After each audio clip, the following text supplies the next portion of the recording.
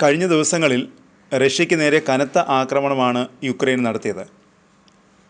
റഷ്യയുടെ വ്യോമത്താവളങ്ങളെ ലക്ഷ്യമിട്ട് നടത്തിയ ആക്രമണം റഷ്യയ്ക്ക് വലിയ ക്ഷീണമായി.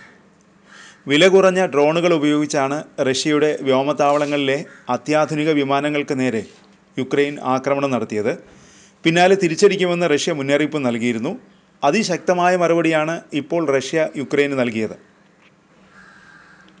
റഷ്യയുടെ വ്യോമത്താവളങ്ങളെ ലക്ഷ്യമിട്ട് ഏതാനും ദിവസം മുമ്പ് യുക്രൈൻ നടത്തിയ ഓപ്പറേഷൻ സ്പൈഡർ വെബ് എന്ന് പേരിട്ട ഡ്രോൺ ആക്രമണത്തിന് തിരിച്ചടിയായാണ് റഷ്യയുടെ ആക്രമണം. യുക്രൈനെതിരെ ഇതുവരെ ഉണ്ടായതിൽ വെച്ച് ഏറ്റവും വലിയ ആക്രമണമാണ് റഷ്യ നടത്തിയത്. 400 ഡ്രോണുകളും 40 മിസൈലുകളും ഉപയോഗിച്ച് യുക്രൈനിലുടനീളം റഷ്യ ആക്രമണം നടത്തിയതായി അന്താരാഷ്ട്ര മാധ്യമങ്ങൾ റിപ്പോർട്ട് ചെയ്തു. റഷ്യയുടെ ആക്രമണം യുക്രൈൻ പ്രസിഡന്റ് വ്ളാഡിമിർ സെലൻസ്കിയും സ്ഥിരീകരിച്ചിട്ടുണ്ട്. രാജ്യത്തിൻ്റെ എല്ലാ മേഖലകളിലും നഗരങ്ങളിലും രക്ഷാപ്രവർത്തനം തുടരുന്നു. 400-ലേറെ ഡ്രോണുകളും 40-ലേറെ മിസൈലുകളും ഉപയോഗിച്ച് റഷ്യ ആക്രമണം നടത്തി.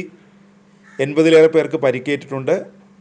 കുറേ പേർ അവശിഷ്ടങ്ങൾക്കിടയിൽ കുടുങ്ങിക്കിടക്കുന്നു, സെലൻസ്കി ശനിയാഴ്ച എക്സിൽ അറിയിച്ചു. ലോകത്തെ എല്ലാവരും ഇത്തരം ആക്രമണങ്ങളെ അപലപിക്കുന്നില്ല. ഇതാണ് പുടിൻ ചൂഷണം ചെയ്യുന്നത്. യുദ്ധം തുടർന്നു കൊണ്ടുപോകാൻ പുടിൻ ആക്രമണം നീട്ടിക്കൊണ്ടു പോവുകയായിരുന്നു, സെലൻസ്കി കുറ്റപ്പെടുത്തി. റഷ്യൻ ആക്രമണത്തിൽ കീവിൽ 3 അഗ്നിരക്ഷാ ഉദ്യോഗസ്ഥരും ലുട്സ്കിൽ 2 സാധാരണക്കാരും ചെർണിഹിവിൽ ഒരാളും കൊല്ലപ്പെട്ടതായി CNN റിപ്പോർട്ട് ചെയ്തു.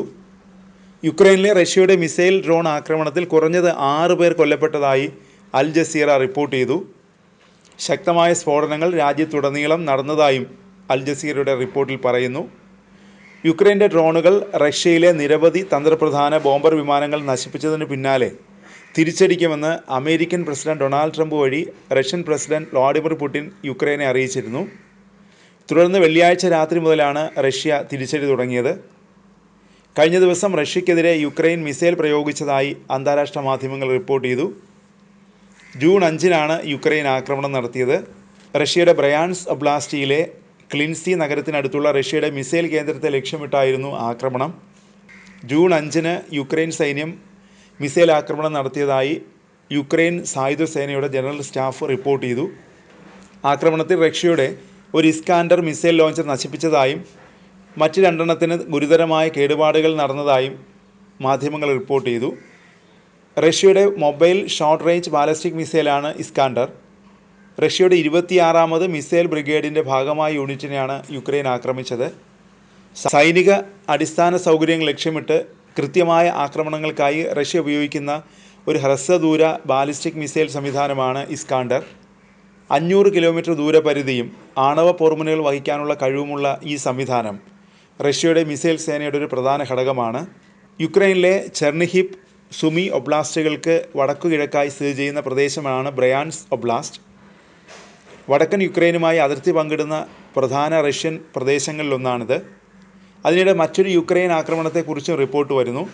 റഷ്യയിലെ സരട്ടോവ് ഒബ്ലാസ്റ്റിയിലെ ഏംഗൽസ് നഗരത്തിലെ ഒരു എണ്ണ ശുദ്ധീകരണശാല കത്തിനശിച്ചതായി റഷ്യൻ ഉദ്യോഗസ്ഥരും മാധ്യമങ്ങളും റിപ്പോർട്ട് ചെയ്തു.